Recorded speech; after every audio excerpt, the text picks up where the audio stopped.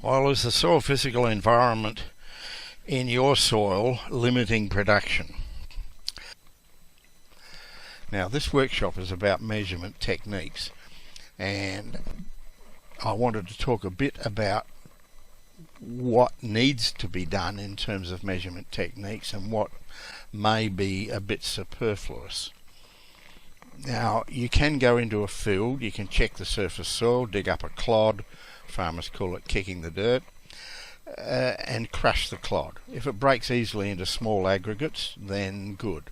If it becomes a powder, then you need something done to produce stable aggregates, not powders. There are, of course, formal wet sieving and rainfall simulator tests which can put values on this measurement if required. And a lot of work has been done on them. There are some soil physical tests where a laboratory test will measure the soil property, but you need to be sure that the soil property is actually the defining limiting factor. And in many cases, it's a combination of weather, soil layers, root systems, plant growth stage, and management decisions that are actually going to be the restricting factor. And the soil physical test may not show what's going on. For example, a hard layer might allow root penetration when it's at full capacity, but hardens rapidly as the layer dries. And that prevents root extension in low rainfall seasons. It's still a barrier to plant development. Some of these interactions can be very complex. Now, many speakers at this workshop have talked about ways to get more accurate values for many soil physical parameters, but a lot of information can be gathered at minimal cost, particularly if you've got a soil pit in a growing crop to look at. You'll be able to see where the roots are, where the plants had trouble growing. In most agricultural applications, we don't need to know the precise value of a parameter. We only need to know if it's limiting or not. Is the infiltration rate going to initiate runoff if it's in a surface soil? Is it going to initiate waterlogging if it's in a subsurface layer? Is the strength going to be limiting root development and maybe at not all water contents? Is there a range of poor aggregate sizes? Is the range adequate to do what the crop needs? Since I'm a sole operator, the techniques I use are designed to get maximum info for minimum effort and minimum cost to the client. Here's what I do. My preferred soil sample is a near perfect undisturbed sample from each critical layer, not necessarily each layer. Some layers are obviously not restrictive, so I only sample the layers that appear to be a problem. Now, from those Tanner samplers, this brings in a piece of soil which is as near to the field condition as can possibly be managed. It's a bit small, error is going to be significant, but as I said, error may not be important. We need orders of magnitude here, not precise data to umpteen decimal points. So what I measure on these is saturated hydraulic conductivity, water retention curve, density, airfield porosity, and micropenetrometer strength. I also, as a general hint, I measure water retention curve beginning from 1 kPa. Remember, I'm taking this out of a saturated hydraulic conductivity test, so it's already saturated. So I get it at 1 kPa first, because if you've got a sandy soil, the drainage process begins at 1 kPa. So you need data right close to saturation if it's a sandy soil at least. That also allows matching of hydraulic conductivity curves in processes like Van Genooten to get a theoretical curve across the whole range. And I measure 100 kPa and 1500 kPa on subsamples done from the core or from spoil taken adjacent to the core. Saturated hydraulic conductivity, a very simple test, but it gives me infiltration rate and, if you like, hydraulic conductivity at unit gradient, pressure gradient. I turn the core upside down, cover it with cloth, put the cloth side down, seal an extension ring onto the sample, place it into a bath with water level at the top of the extension ring, and leave it 24 hours to saturate. Then I empty any water from above the soil and measure the flow rate into the ring volume. Now remember, this is a 5 centimetre core and I have a 5 centimetre head operating on it, so it's unit gradient. I remove the core from the bath and quickly remove the extension and weigh the core to get saturated weight. And I think I'm quick enough to get saturated weight even if there are 0.5 millimetre pores draining frantically while I'm doing the weighing. The soil is at its most hospitable at field capacity, so I concentrate on that particular water content. If the soil is doing well at that point and conditions are really good, then the chances are they'll extend a bit either side. These measures will give a pretty good indication of the best conditions in this soil. If they're borderline at field capacity, then the conditions will become worse as the soil dries and the soil could be in trouble. Now, water holding capacity and wilting point, the difference between these numbers is the amount of water which a dense root system can extract from initially saturated and drained 1 cc of soil. Root systems below the surface layer are never dense, so they take a long time to get to wilting point. They may in fact take longer than the crop takes to mature, so they'll never get there. The calculation of air-filled pore space at field capacity is a lot of information from bugger all work.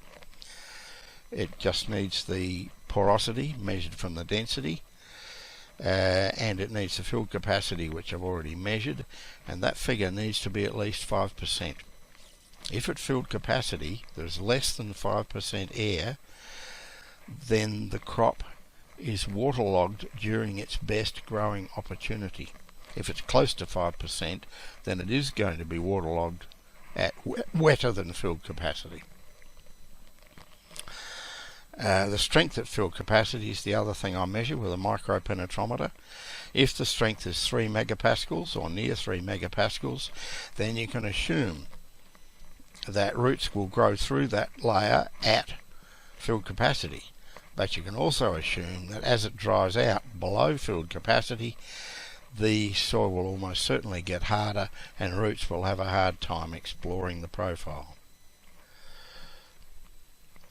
Now, I've noticed during other speakers' or write-ups of their talks that there is some confusion about soil physical properties and the plant plant available water capacity type figures.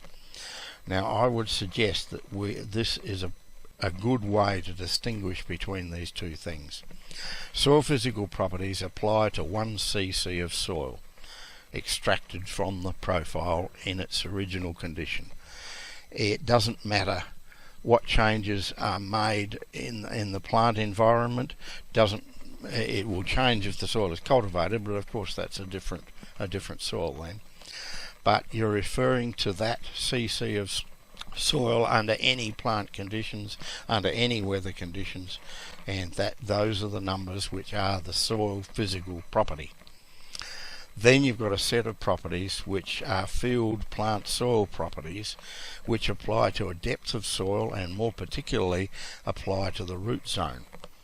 And then it becomes important, not only are the roots in that layer, but are the roots dense enough to extract water down to wilting point. As I've already said, if the roots aren't dense, then they may not be able to extract water down to wilting point before the plant reaches maturity and stops growing roots. In fact, most plants stop growing roots at flowering. So suddenly the plant comes into the picture. You need to know where the roots are and a rough idea of at least of how dense they are. So you all understand what plant available water capacity is, but it's now measured in millimetres, and it applies to a zone of soil.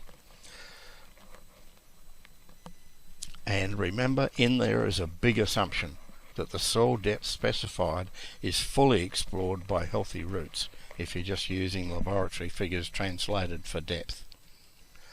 So let's look at some of the consequences of not knowing, of just using soil lab properties and not knowing where the roots are. Now these 4 photographs all apply to grapevines, where the roots have been very carefully painted white so that you can see them. And in the first one, top left corner, you can see the roots have grown through the profile pretty well down to about the 60 centimetre layer. Then they've hit something they can't go through, and they've got fat, they've got distorted, they're obviously in serious trouble, and they just proliferate on top of that layer. So any laboratory measurements taken below that layer are totally irrelevant. They're not going to produce any water for the crop. The one on the right is similar. That's roots have grown down to a certain layer and proliferated quite well at that layer without being in the surface. That was a mounded situation there. They didn't go into the mound, they went under the mound, and they went down to a certain layer, and again they stopped. So you need to know where the roots are in order to work out the relationship between the laboratory measured water holding capacity and what's actually available to the plant. Bottom left hand corner, a sand profile, which I'll talk about again later, but look at that root right in the middle there. That's come down, it's hit a certain layer where it's got too hard, it can't grow any deeper, there's no roots below that point, and then it's found a crack or an old root channel and it's gone down vertically. So obviously wants to go down, but the soil's not allowing it to go down. Water holding capacity there, or plant water holding capacity, is the soil above that depth.